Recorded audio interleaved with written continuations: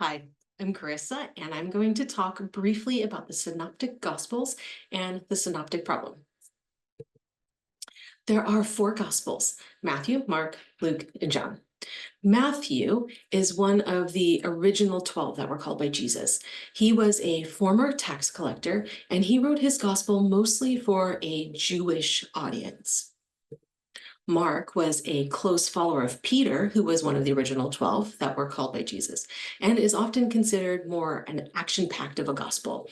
His gospel was written for a Roman audience. Luke was a follower of Paul.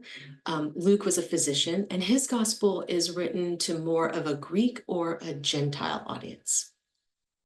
And then finally, there's the Gospel of John, who was one of the original 12 that were called by Jesus, and his gospel was written for everyone. So even though the Gospels had four different writers, we can identify themes that are common to all of the Gospels. The first theme is that they all contain a statement of Jesus's divine status. The next is that they all have stories of Jesus's miracles and teachings. The third is that they portray Jesus's betrayal, trial, and death. And the final one is that they all describe Jesus's resurrection and his encouragement to his followers.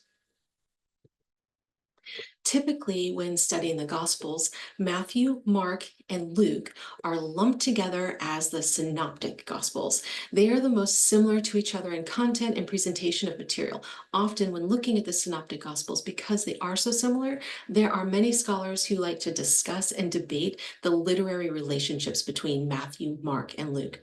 And this is often referred to as the Synoptic Problem. The problem being how to account for the many similarities and the many differences, particularly the overlapping content. So what about John's gospel? Well, the side note that I have is that the Gospel of John is not usually considered in the Synoptic Problem, or it's not even considered a synoptic because it contains mostly original content. And as opposed to the other three Gospels, the Gospel of John contains no parables or travel narratives, but it focuses on signs and statements. And it's also widely agreed that John was written last of the four Gospels. But that leads us to ask, when were the other three Gospels written? And did one read the other Gospel? And is that how we can account for so much similarity? Well, there are theories on this. There are four theories or solutions that I want to present that talk about the literary relationship between the synoptic Gospels of Matthew, Mark, and Luke. The first is the Griesbach theory. This is one of the oldest, and it's widely it was in the historical church. It was in the historical church tradition. It usually points to this theory kind of up until the 19th century. And that in this model, it was that Matthew was written first. And then after that, Luke was written second. He wrote his gospel, kind of editing what Matthew had written. And then finally, Mark took both of those versions and kind of condensed and abridged the two accounts. Then started to rise kind of at the tail end of this was the Markan Priority theory. And in this theory, it's proposed that Mark was written first. And then from there, both Matthew and Luke used Mark as their source. And this is considered likely for a few reasons.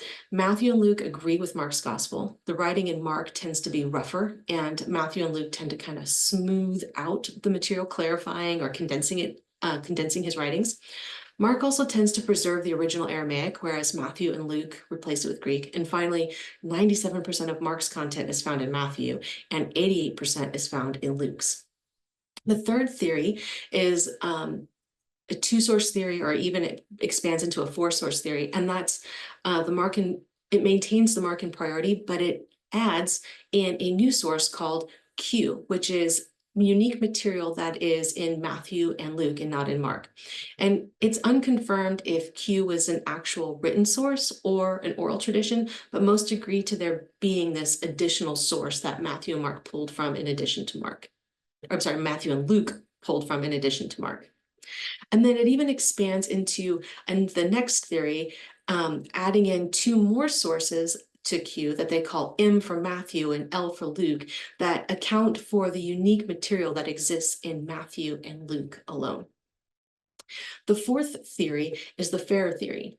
While this theory maintains the same kind of Markan priority of Mark being written first, it removes the need for these additional sources or the Q source.